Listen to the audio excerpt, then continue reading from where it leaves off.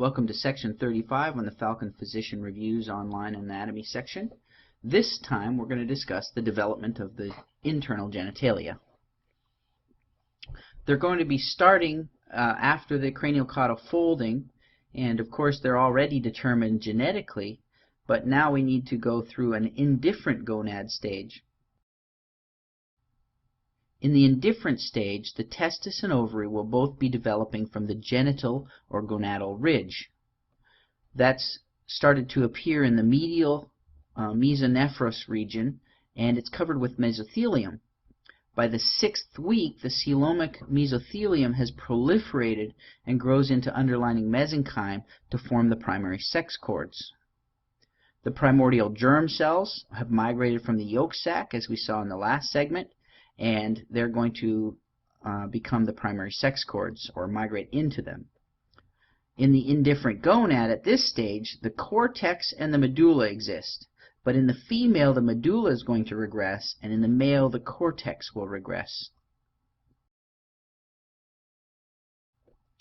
In the indifferent stage, around the 5th week of embryogenesis, there's going to be an activation of the Y region, which is known as the SRY, or the sex-determining region of Y, and that's going to have a testis-determining factor, which will be released at stage 7.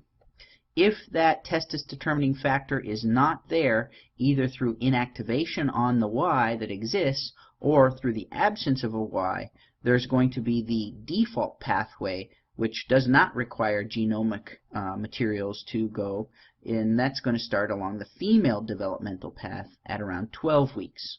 So to become a male, you get a couple weeks head start. There's going to be an aggregation of the neural crest cells on the dorsal aspect of the embryo, and then the intraembryonic coelom, and along the edge of that you're going to have the indifferent gonad developing around the T10 dermatomal region.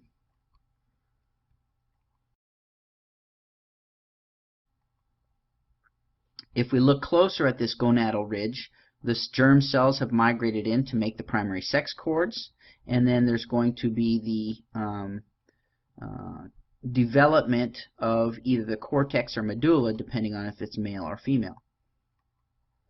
Remember, this is going to use the mesonephric duct if it's male, or this will degenerate if it's going to become a female. Let's ask some questions. A female enters your practice complaining of a swollen region just inside the vaginal canal, which causes pain during coitus. You're diagnosing her problem as a Gartner's cyst, which you know is the persistent remnant of what structure? Even though we haven't completed this component yet, hopefully that last introduction where we've talked about the fact that the mesonephric duct will be used in a male but not used in a female would suggest that that mesonephric duct will have some remnants that could cause things such as Gartner's cyst. Now we'll move on to this bipotent gonad. This schematic will show that the gonad forming in the midline is going to be using certain components, and then it'll be dropping off other components whether it develops as male or female. In the male, they'll maintain the mesonephric duct and the tubules, which will be components of the gonad itself. In the female, they will develop a paramesonephric duct in the absence of the testis-determining factor and some of the hormones that will be released as a result of downstream events that occur because of that genome. Now, if you look at the differentiation a little bit later, you can see that the mesonephric duct in the male will give rise to the ampulla, the vas deferens, the epididymis, as well as the seminal vesicle and the ejaculatory ducts. But you can see a small remnant on the testis known as the testis appendices, and that's going to be a remnant of the paramesonephric duct. In the female, the mesonephric duct all but degenerates in a few places, which could leave the remnants lead to a Gartner's cyst. And the paramesonephric duct are stimulated to develop. They will give rise to the fallopian tube, the uterus, and most of the vagina.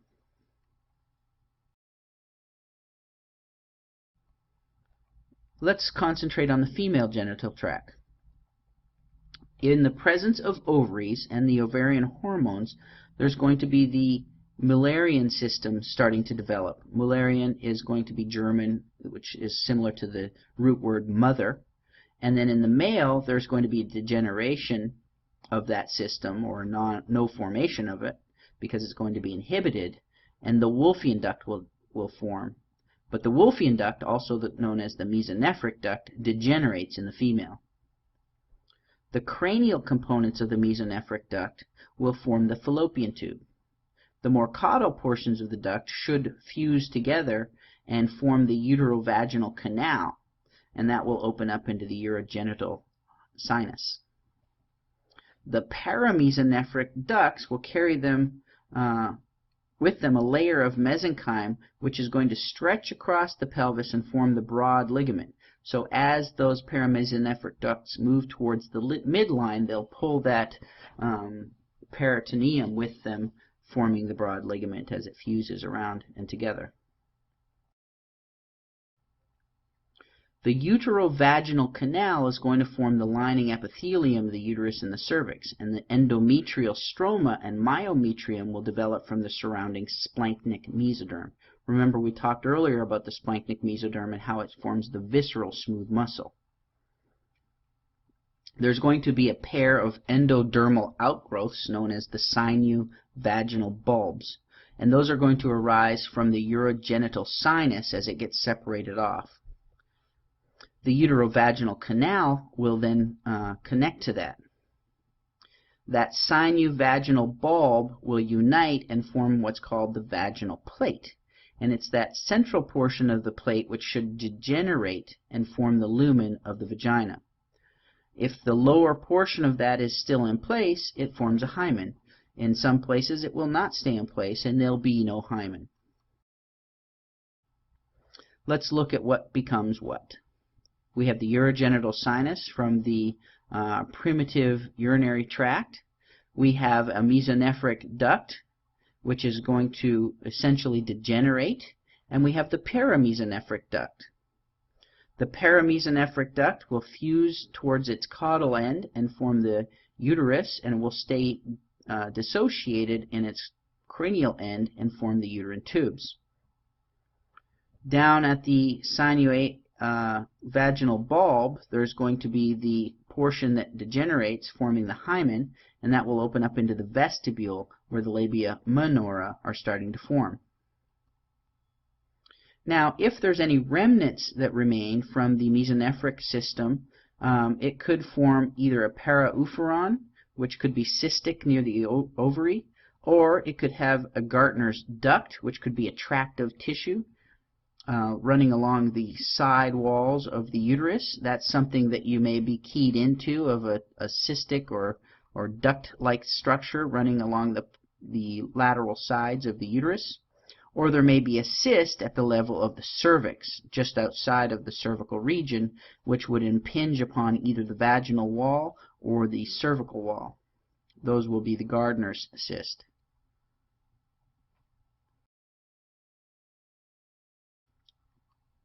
Now, as we think about uterine malformations, the paramesonephric ducts, if they don't come together properly, will obviously have malformations to the uterus. The regular uterus is seen superiorly of how they fuse together properly. We've seen this picture earlier. But if they don't fuse together in the caudal end, then you could have both a separation of the vaginal canal as well as an entire separation of the uterus, which is known as a double uterus and vagina, or uterus didelphus. Then you can have a less serious separation where the vagina is a single entity but the uterus is still bifurcated, and that would be the double uterus with a single vagina. The bicornate uterus is going to be the cervix, all the way to the cervix is being fused together, but then the body and the fundic regions are staying separated. And then if one side doesn't form at all, you can have a unicornate uterus. This will have no development of the ovary from connecting with the fallopian tube.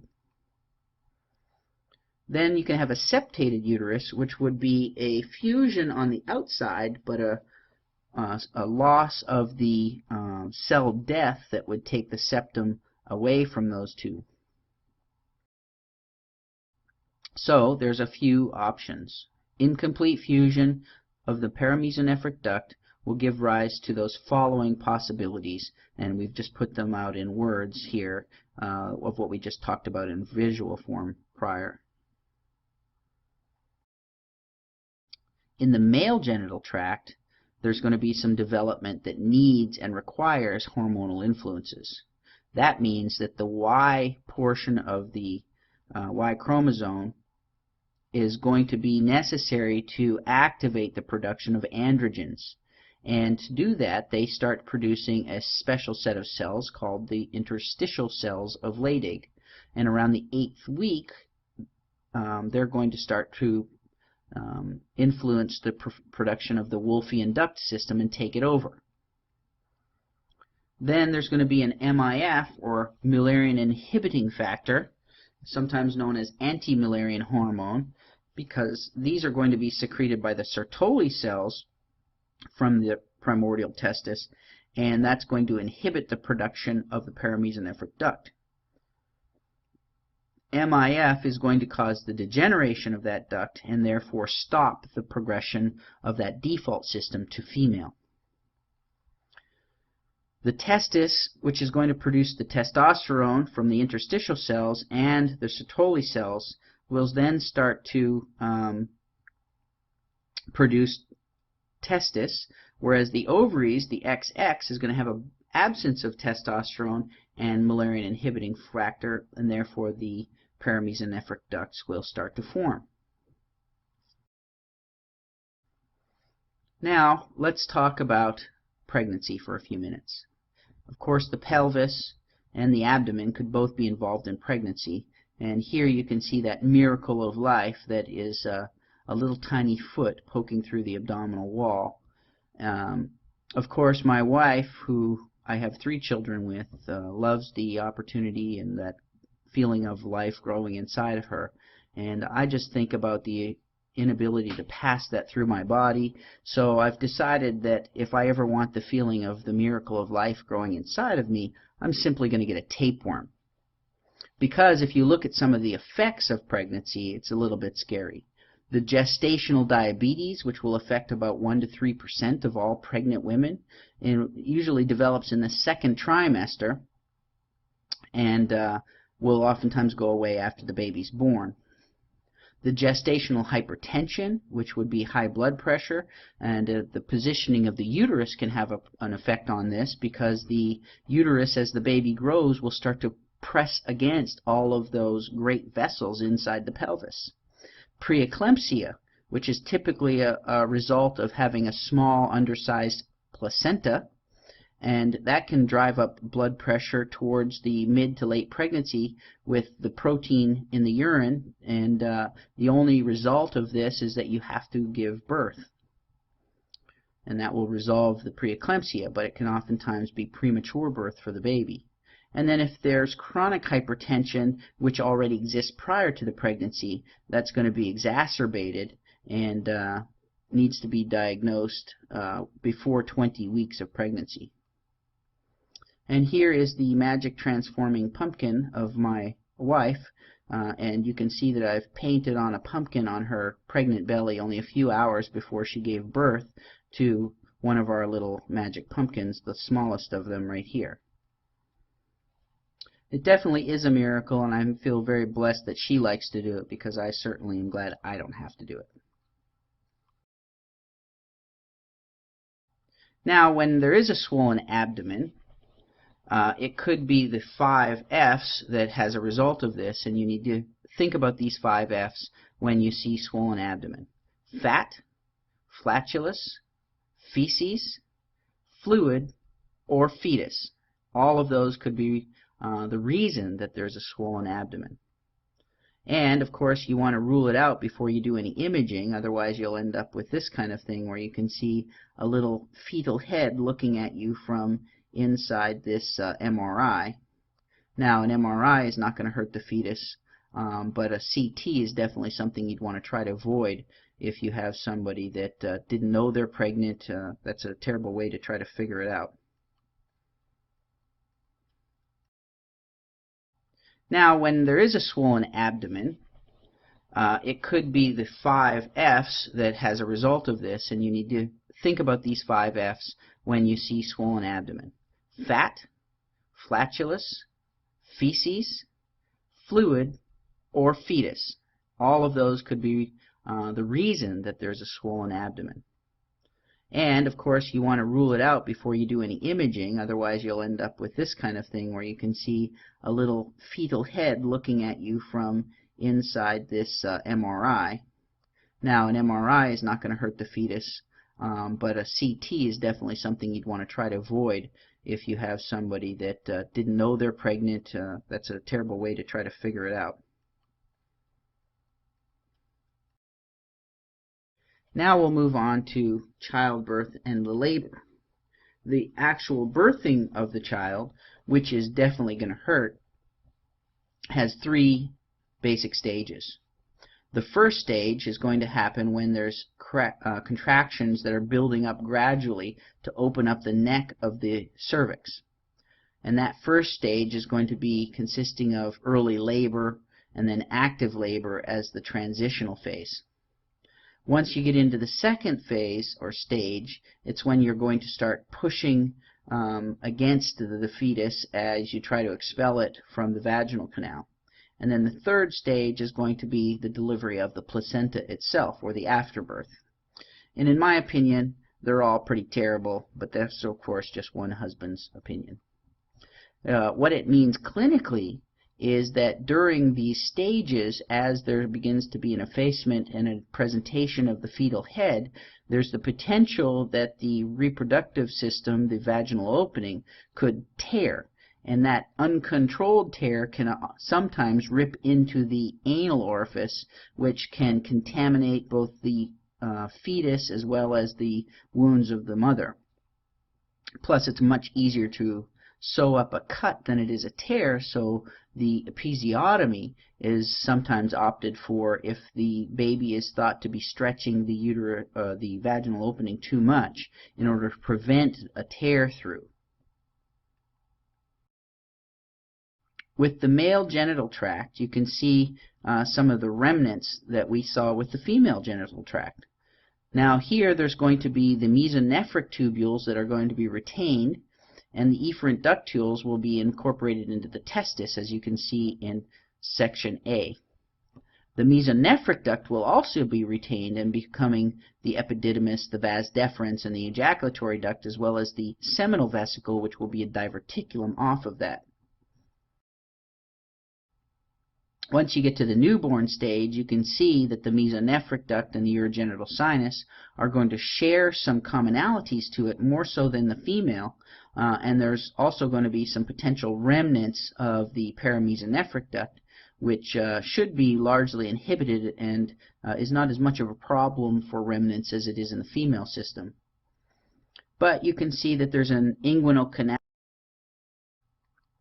So there's a few remnants. Unlike the female, who has a Gartner's duct, there's going to be remnants in the male that will remain as appendicular vesiculoca, or the appendix of the epididymis.